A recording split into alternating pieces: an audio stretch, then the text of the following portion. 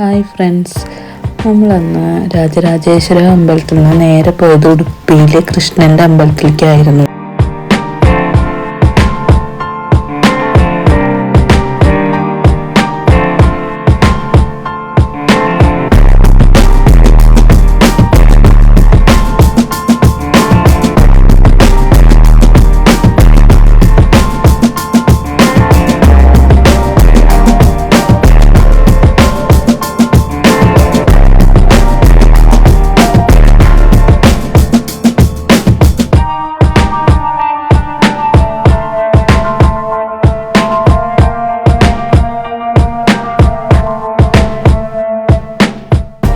പിന്നെ ദർശനം കഴിഞ്ഞ് ഞങ്ങൾ ഭഗവാനെ കണ്ടു നന്നായി തൊഴുതു.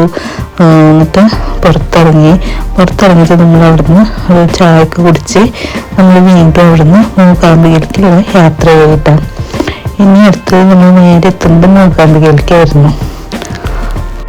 പിന്നെ അന്ന് രാത്രി നമ്മൾ അവിടെ റൂമെടുത്ത് താമസിച്ചു. പിന്നെ പുലർച്ചയ്ക്ക് എഴുന്നേറ്റ് കുളിച്ച് ഫ്രഷായിട്ട് നമ്മൾ അമ്പലത്തിലേക്ക് റെഡി ആയിരിക്കുന്നതാണ് കേട്ടോ ഈ ഭാഗങ്ങളൊക്കെ. അപ്പം നമ്മളെടുത്ത റൂമിൻ്റെ ഫ്രണ്ട് വശമാണത്. അതിൻ്റെ ഈ സൈഡിൽ നമുക്കുള്ള ഫുഡും കാര്യങ്ങളൊക്കെ ഉണ്ടാക്കി തന്നിട്ടുണ്ട് അവിടെ കേട്ടോ. നമ്മുടെ അമ്പലത്തിലെ ചേട്ടന്മാരാണ്, അവരാണ് ഈ നമുക്കുള്ള ഈ പോയ ദിവസങ്ങളിൽ ഓരോ നേരത്തെ ഫുഡും അവരുണ്ടാക്കി തരുമായിരുന്നു. നല്ല ഫുഡായിരുന്നു കേട്ടോ. നമ്മളൊക്കെ അവിടെ നിന്നൊന്നും ഫുഡ് കഴിക്കാൻ പറ്റില്ല, കാരണം നമ്മുടെ ഫുഡും അവിടുത്തെ ഫുഡൊക്കെ തമ്മിൽ നല്ല വ്യത്യാസമുണ്ട്. ശരിക്കും നമുക്ക് ഇവരിങ്ങനെ ഫുഡ് ഉണ്ടാക്കി തന്നത് അത്രയും നല്ലൊരു കാര്യമായിരുന്നു. കാരണം നമുക്ക് അമ്പലത്തിൽ നിന്ന് ഒരു നേരം ഫുഡ് കഴിച്ചപ്പോഴാണ് നമുക്ക് കിട്ടിയ ഫുഡിൻ്റെ ആ ഒരു മഹത്വം നമുക്ക് മനസ്സിലായത്. പിന്നെ ഞങ്ങൾ നേരെ അമ്പലത്തിലേക്ക് തൊഴാനായി പോയിട്ടാണ്. അപ്പോൾ ഞങ്ങളെല്ലാവരും ക്യൂവിൽ നിൽക്കുന്നതാണിത്. കുറച്ച് സമയമൊക്കെ അവരും ക്യൂവിൽ നിന്നിട്ട് ഏകദേശം ഒരു 1 മണിക്കൂറിൻ്റെ മേലെ നമ്മൾ ക്യൂവിൽ നിന്നു.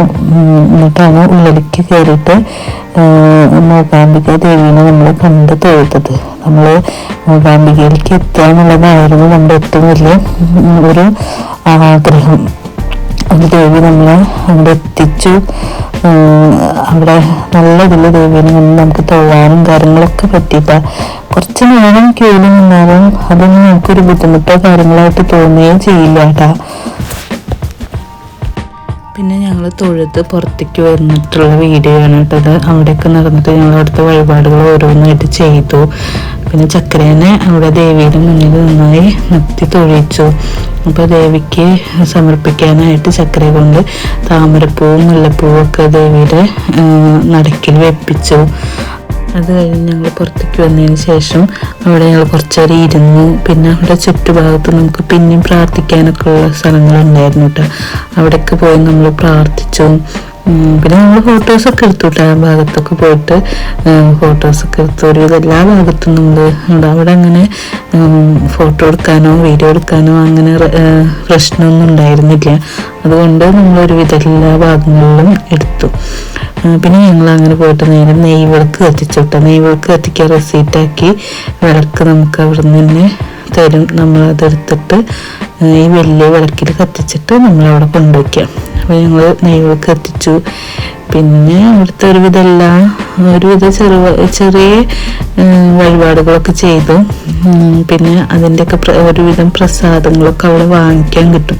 അപ്പോൾ ഞങ്ങൾ വീട്ടിലേക്ക് കൊണ്ടുപോകാനായിട്ട് എല്ലാ പ്രസാദങ്ങളും അവിടെ നിന്ന് വാങ്ങിച്ചു. അപ്പോൾ ഇതൊക്കെ എല്ലാവരും നെയ്വിളക്ക് കത്തിച്ചുള്ളതാണ്. നെയ്യ് ഒഴിച്ച് കത്തിച്ച എല്ലാ നിലവിളക്കുകളും കൂടി ഒരുമിച്ച് കത്തുമ്പോൾ കാണാൻ നല്ലൊരു ഭംഗി തോന്നിയിട്ടാണ്. അപ്പോൾ ചക്കര എടുത്തതാണ് ഈ വീഡിയോ കേട്ടോ. പിന്നെ കുറച്ച് നേരത്തൊക്കെ ഒരുവിധം വീഡിയോസൊക്കെ എടുത്തുള്ള ആൾ ചക്കരയായിരുന്നു.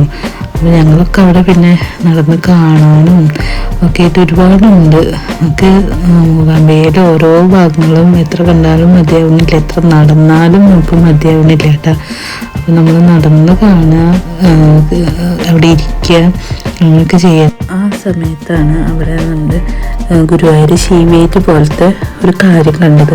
അതെന്താ അതിൻ്റെ പേര് കാര്യങ്ങളൊന്നും എനിക്കറിയില്ല. അവിടുത്തെ എല്ലാ കാര്യങ്ങൾക്കും വ്യത്യസ്തമാണ്. നമ്മൾ ശാന്തിമാരുടെയും ഒക്കെ കാണുമ്പോഴും അതെ എല്ലാം വ്യത്യസ്തതയിലാണ്. എന്തായാലും ഞങ്ങൾക്ക് ദേവീനെ പുറത്തേക്ക് വിളിക്കുന്നതും ഉള്ളതും ഞങ്ങൾ അടുത്ത് നിന്ന് കണ്ടു. ദേവി പുറത്ത് വന്നിട്ടും ഞങ്ങൾ കണ്ടു. പിന്നെ ദേവീനെ ഉള്ളിൽ കയറിയിട്ട് ഞങ്ങൾ 2 തവണ കണ്ടു. അങ്ങനെ 3 പ്രാവശ്യം ദേവീനെ കണ്ട് തൊഴുത് മനസ്സ് നിറഞ്ഞാണ് ഞങ്ങൾ മടങ്ങി പോകുന്നത്.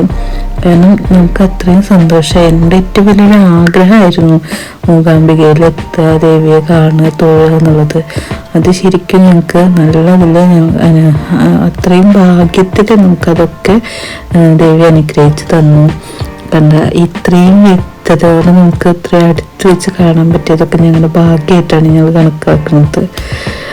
പിന്നെ അവിടെ ഇങ്ങനെ ദേവീനെ എഴുന്നള്ളിച്ച് കൊടുന്നിട്ട് അവിടെ എന്തൊക്കെയോ ചെയ്യുന്നുണ്ട്. അതെന്താണെന്നൊന്നും നമുക്ക് മനസ്സിലായില്ല കേട്ടോ. പിന്നെ അവിടെ സംസാരങ്ങളൊക്കെ കർണാടകയിലാണ്, അപ്പം നമുക്കൊന്നും മനസ്സിലാവുന്നില്ല.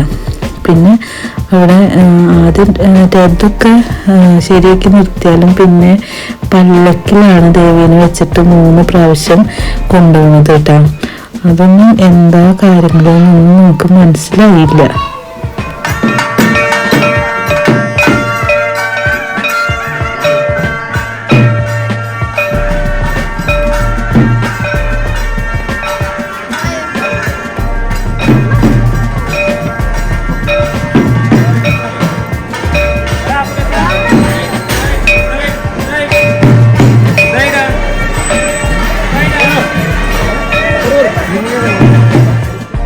പിന്നെ നമ്മൾ അമ്പലത്തിൽ നിന്ന് വന്ന് നേരെ പോയത് സൗപർണികയിലേക്കാണ് കേട്ടോ. അത് നമ്മൾ താമസിച്ച ഗസ്റ്റ് ഹൗസാണ്. അതിൻ്റെ അടുത്താണ് സൗപർണികയിലേക്ക്, അധികം ദൂരമില്ല. അപ്പോൾ അവിടുന്ന് ഞങ്ങളെല്ലാവരും കൂടിയിട്ട് നടന്നാണ് സൗപർണികയിലേക്ക് പോയത് കേട്ടോ. അപ്പോൾ ഓരോരുത്തരിങ്ങനെ നടന്നിട്ട് നമ്മൾ ദേവീനെ കണ്ട കാഴ്ചകളും കാര്യങ്ങളൊക്കെ ഇങ്ങനെ പറയുമായിരുന്നു. പിന്നെ കുറച്ച് പേര് ഞങ്ങളുടെ കൂട്ടത്തിൽ നിന്ന് കുടജാദ്രിയിലേക്ക് പോയിട്ടുണ്ടായിരുന്നു കേട്ടോ. അപ്പോൾ അവരെത്തിയിട്ടുണ്ടായിരുന്നില്ല. അപ്പോൾ ആ കാര്യങ്ങളൊക്കെ ഇങ്ങനെ സംസാരിച്ചിട്ട് ഞങ്ങളിങ്ങനെ നടന്നു. പിന്നെ ആ ചുറ്റുഭാഗങ്ങൾ ഫുള്ള് മലയും കാടും പോലത്തെ ഒരു സ്ഥലമായിരുന്നു കേട്ടോ മൂകാംബികയിൽ. കാണാനൊക്കെ നല്ല പ്രകൃതി ഭംഗിയുള്ളൊരു സ്ഥലം. നമ്മൾ അങ്ങനെ നേരെ പോയിട്ട് സൗപർണികയിലെത്തി. അവിടെ കണ്ടൊരു കാഴ്ചയാണ്, അവിടെ നിറച്ച് കുരങ്ങന്മാരാണ്.